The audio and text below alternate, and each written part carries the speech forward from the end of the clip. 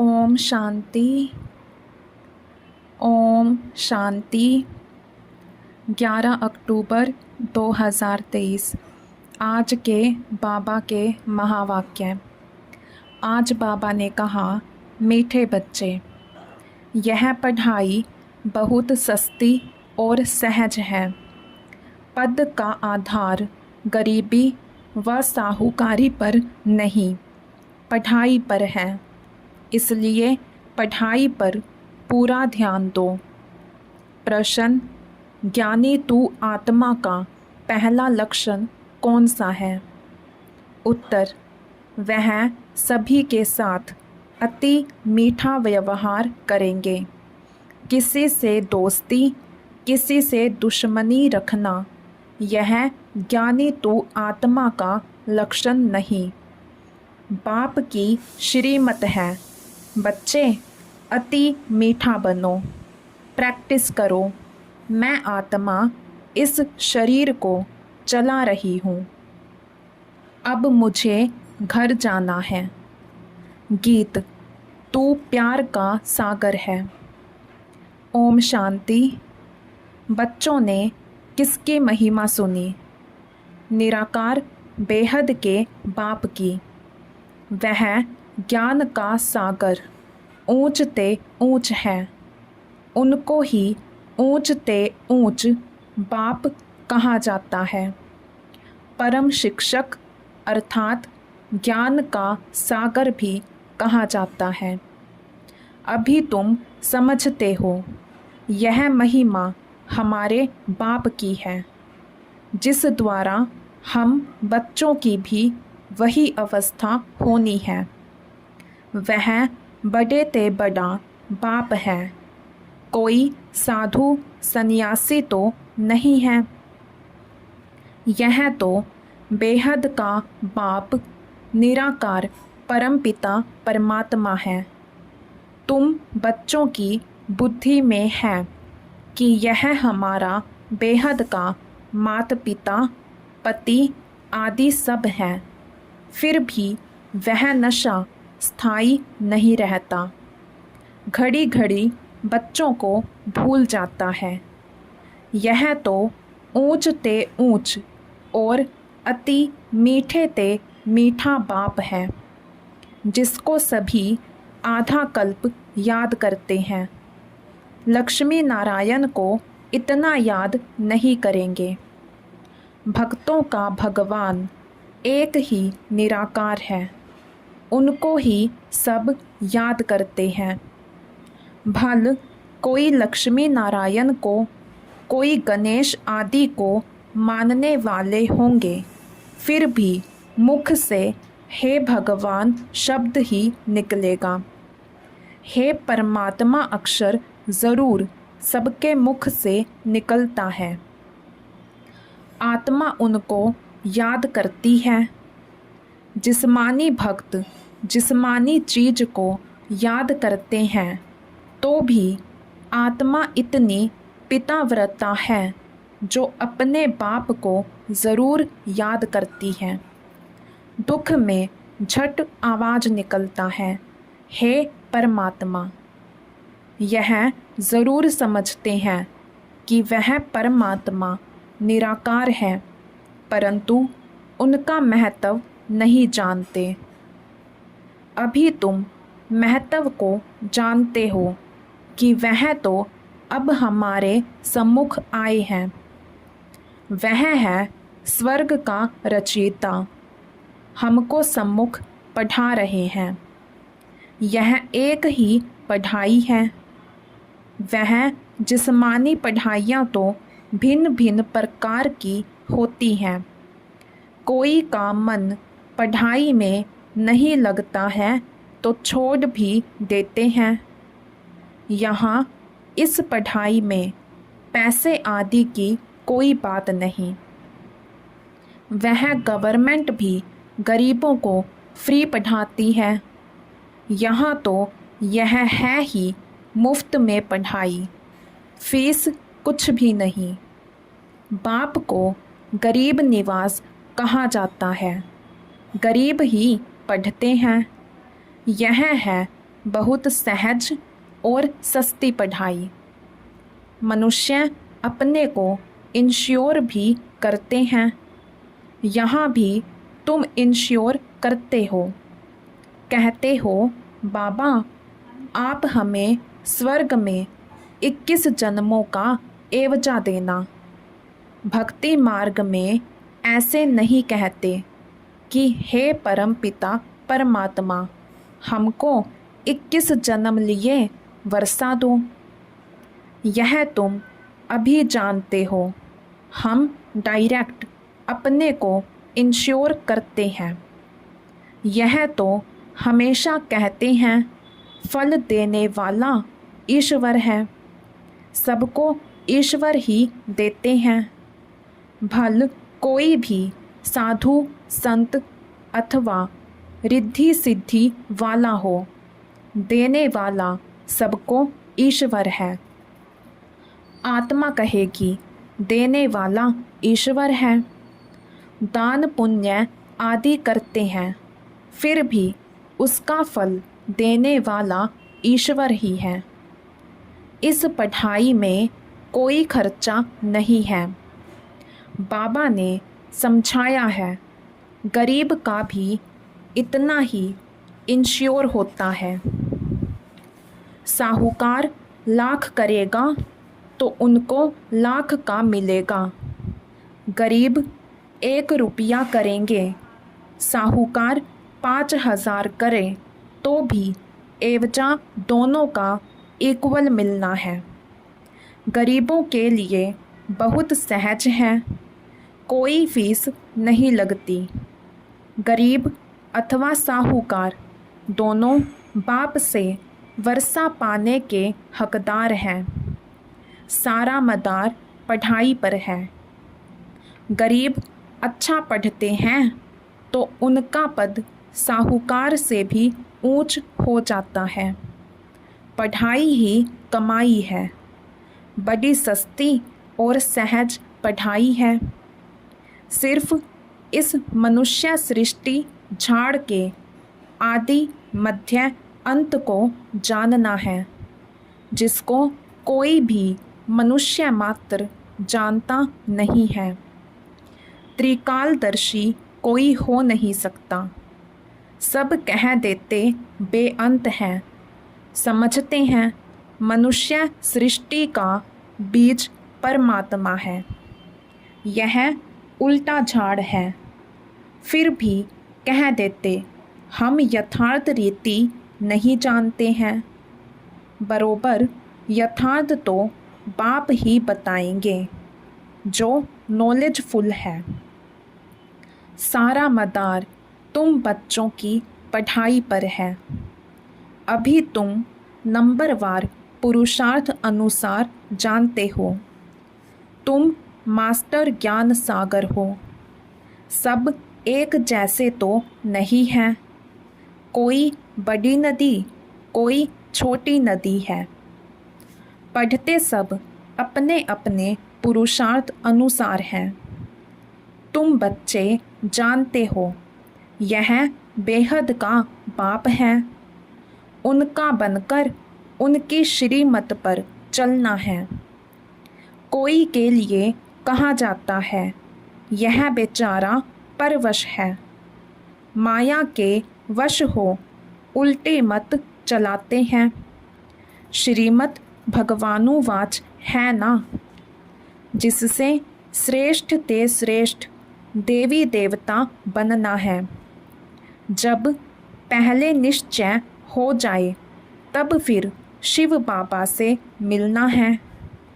बाबा समझ जाते हैं, इनको यथार्थ निश्चय नहीं है।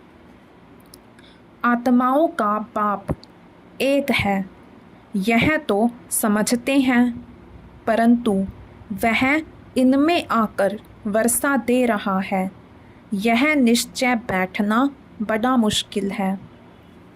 जब यह बुद्धि में बैठे और लिख कर दे, तब बाबा के पास लिखत ले आनी चाहिए। समझेंगे यह तो बरोबर ठीक है। इतना समय जो समझते आए सो रोंग है। ईश्वर सर्वव्यापी नहीं है, वह तो बेहद का बाप है। बरोबर भारत को कल्प कल्प संगम पर बेहद के बाप द्वारा वर्षा मिलता है। संगम पर और इसी समय ही मिला था, अब फिर मिल रहा है, यह लिखाना है। बरोबर बाप संगम पर ही आते हैं, आकर बीके द्वारा स्वर्ग की रचना रचते हैं। जब लिख कर दें तब उस पर समझा सकेंगे। तुम किसके पास आए हो, क्या लेने आए हो? ईश्वर का रूप तो निराकार है। ईश्वर का रूप न जानने कारण ब्रह्मा तत्व कह देते हैं। बच्चों को समझाया है, वह तो बिंदी है। यह बात और किसकी बुद्धि में नहीं बैठेगी कि परमात्मा एक बिंदी है। आत्मा के लिए कहते हैं, चमकता है सितारा भरकुटी के बीच में, वह छोटी सी चीज है। तो विचार करना है, पार्टधारी कौन है? इतनी छोटी आत्मा में कितना अविनाशी पार्ट नूंधा हुआ है। इन बातों में जब कोई डीप जाए तब उनको समझाना है। तुम्हारी आत्मा कहती है, हमने 84 जन्म लिए हैं। यह सारा पार्ट छोटी सी बिंदी रूप आत्मा में मर्ज है, जो फिर इमर्ज होता है। इस बात से मनुष्य वंडर खाएंगे। यह बात तो कोई समझते नहीं। 84 जन्म हमारे रिपीट होते हैं। यह बना बनाया ड्रामा है। आत्मा में कैसे पार्ट नूंधा हुआ है, सुनकर मनुष्य वंडर खाएंगे। बरोबर मैं आत्मा कहती हूँ। हम आत्मा एक शरीर छोड़ दूसरा लेती हूँ। यह हमारा पार्ट नूंधा हुआ है, जो ड्रामा अनुसार रिपीट होता है। यह बातें कमज़ोर बुद्धि वाले कभी धारण कर ना सके। यह सिमरन करना है। हम 84 जन्म ले पार्ट बजाता हूँ, शरीर धारण करता हूँ। जब यह सिमरन चलता रहे तब कहें यह पूरा त्रिकालदर्शी है, और दूसरे को भी त्रिकालदर्शी बनाने का पुरुषार्थ कर रहे हैं। समझाने की भी बच्चों में हिम्मत चाहिए। अंधों की लाठी बन नींद से सुजाग करना है। जाग सजनिया, अब नई दुनिया स्थापन होती है। पुरानी दुनिया का विनाश हो रहा है। तुमने त्रिमूर्ति ब्रह्मा विष्णु शंकर नाम नहीं सुना है? ब्रह्मा द्वारा स्थापना होती है। यह सब ब्रह्मा कुमार कुमारियाँ हैं ना? अकेले ब्रह्मा तो नहीं करेंगे। प्रजापिता के साथ ज़रूर ब्रह्मा कुमार कुमारियाँ होंगे। इनका बाप भी ज़रूर होगा, जो इनको सिखलाने वाला है। इनको तो ज्ञान सागर नहीं कहेंगे। ब्रह्मा के हाथ में शास्त्र दिखाते हैं, परंतु परमपिता परमात्मा इनमें आकर इन द्वारा सभी वेद शास्त्रों का सार बताते हैं।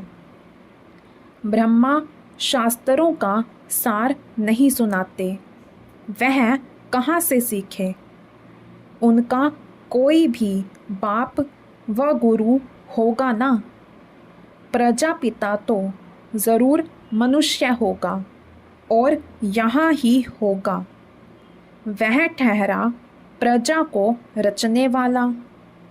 उनको क्रिएटर, ज्ञान सागर, नॉलेजफुल नहीं कह सकते। ज्ञान सागर परमपिता परमात्मा ही है।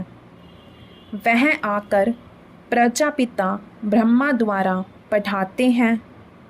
इसको ज्ञान का कलश कहा जाता है। यह सारा मदार धारणा पर है।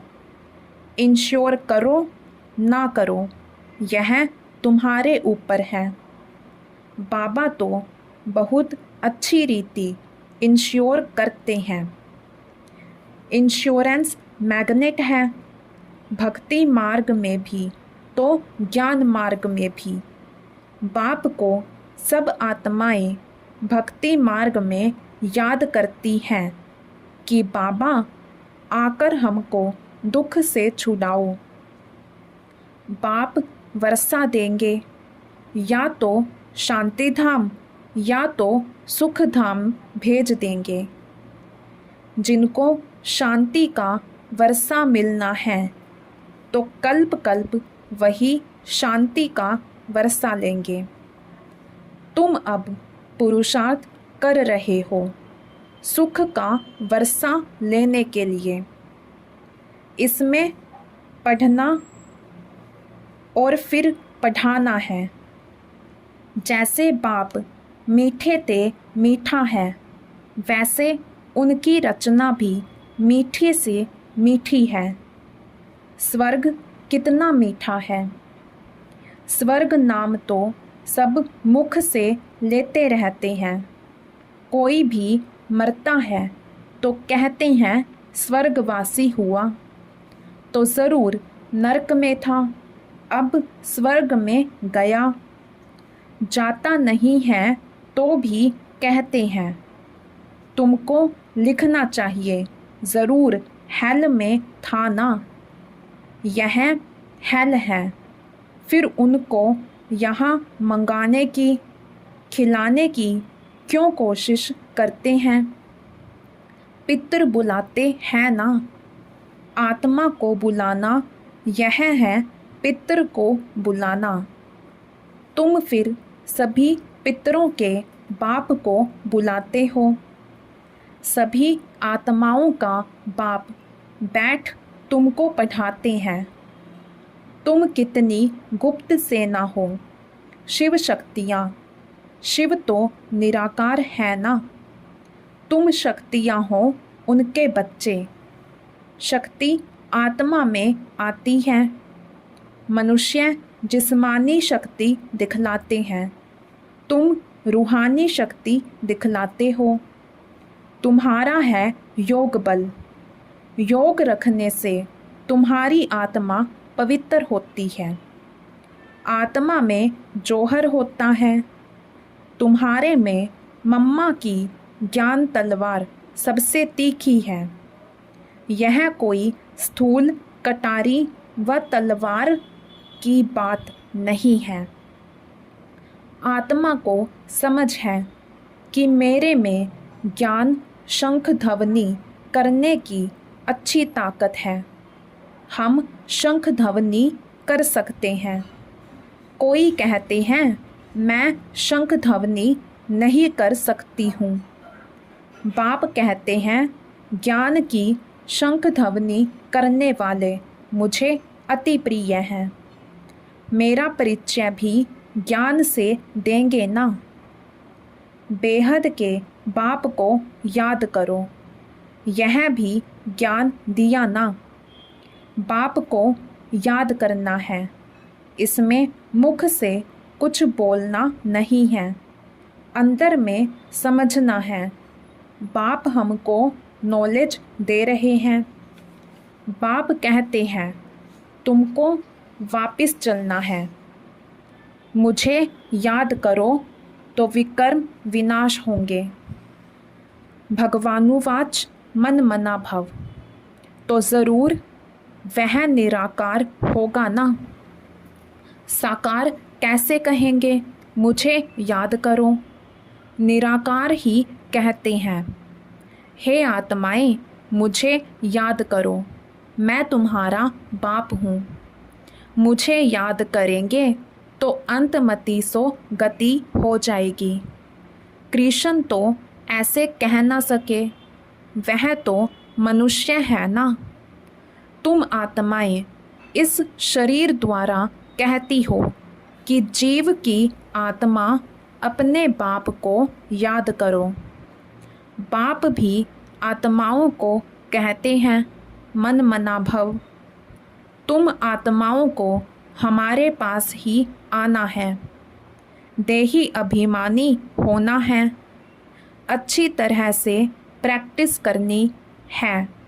मैं आत्मा इस शरीर को चलाने वाली हूँ। अब मुझे वापस बाप के पास जाना है।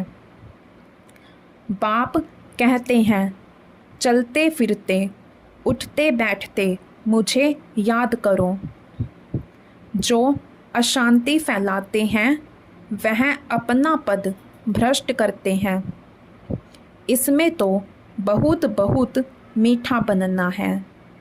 गीत भी है ना, कितना मीठा कितना प्यारा शिव भोला भगवान। तुम भी उनके बच्चे भोले हो। फर्स्ट क्लास रास्ता बताते हो कि बाप को याद करो तो स्वर्ग के मालिक बनोगे, और कोई ऐसे सौदा दे ना सके। तो बाप को बहुत याद करना चाहिए। जिनसे इतना सुख मिलता है उनको ही याद करते हैं। पतित पावन आओ। आत्माएं पतित बनी हैं, उनके साथ शरीर भी पतित बना है। आत्मा और शरीर दोनों पतित बने हैं।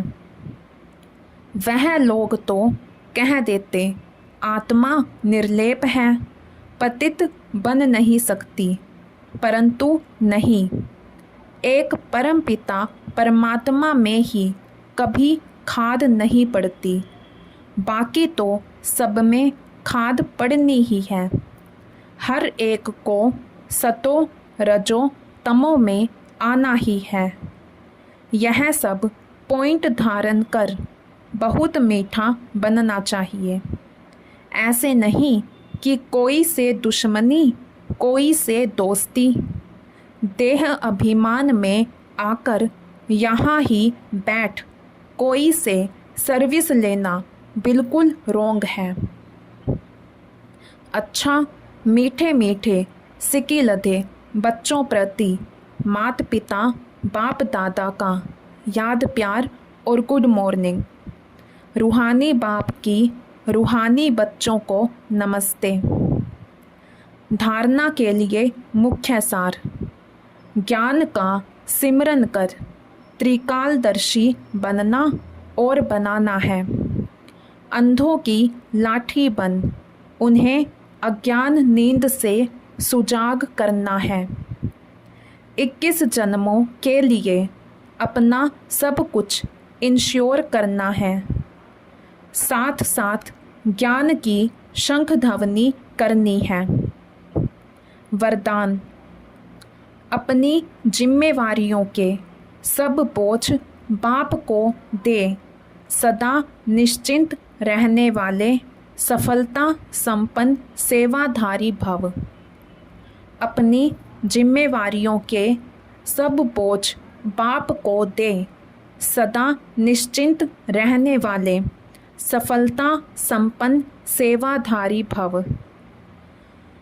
जो बच्चे जितना स्वयं हल्के रहते हैं उतना सेवा और स्वयं सदा ऊपर चढ़ते रहते, अर्थात उन्नति को पाते रहते।